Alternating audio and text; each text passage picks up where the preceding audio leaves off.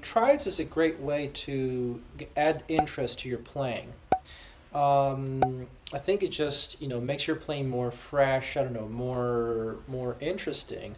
It's a great way to spice your vocabulary up, so you don't just rely on scales and licks, but you have this other little interesting thing.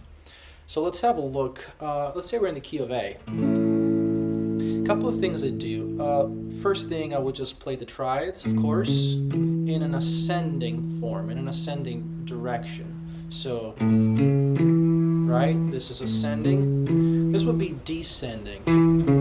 So the other way around. So what I do, I just go ascending first and move through the scale. So A major, B minor, C sharp minor, D major, E major, F sharp minor, G sharp diminished, and then just keep going as far as I can go, in the area that I'm, practicing. And then what I would do is just going backwards in the scale, but still keeping that ascending form, right?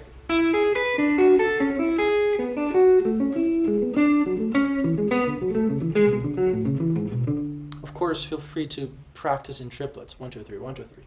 The next form, the next pattern would be basically the same, but in reverse, right? So the other way around, descending.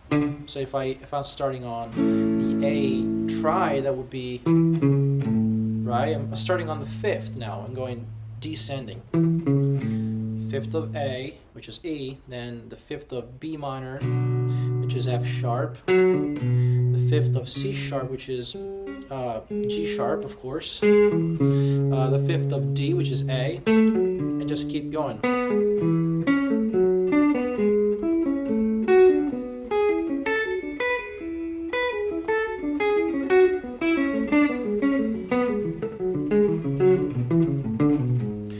So where it can get a little tricky is the fingering.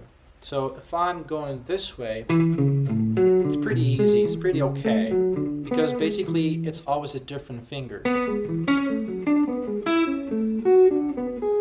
Sometimes there may be a finger roll, but no big deal, it's the pointer, which I think is pretty easy.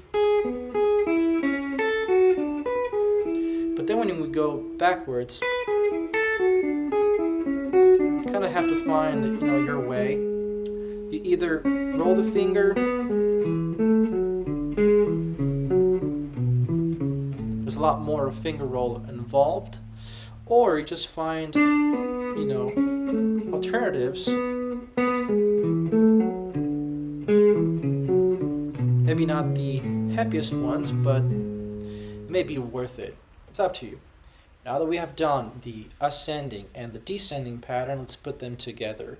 So I'm going to go 1 up and 1 down. 1 up and 1 down.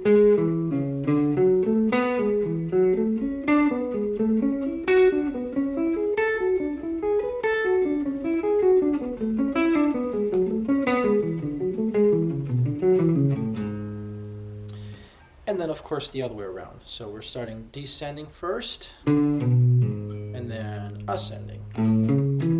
Descending, up, down, up.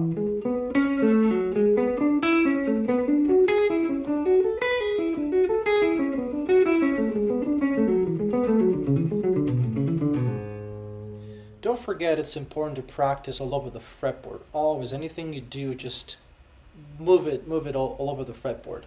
So for example, if I had to take the combinations, so up and down for example, which is probably my favorite one, I have to be able to just do this all over the fretboard in any area, wherever I am. It doesn't really matter. Let's say I'm here. It's kind of a friendly position.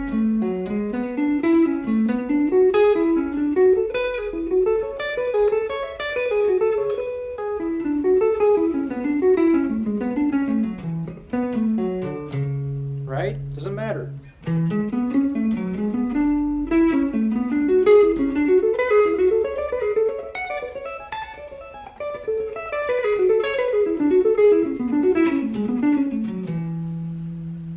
So another important thing to do at this point, which I always do, is to practice horizontally.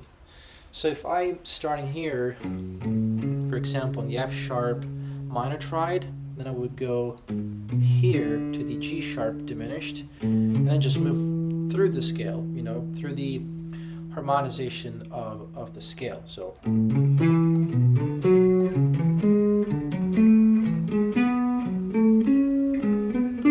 of course, just go as far as you want.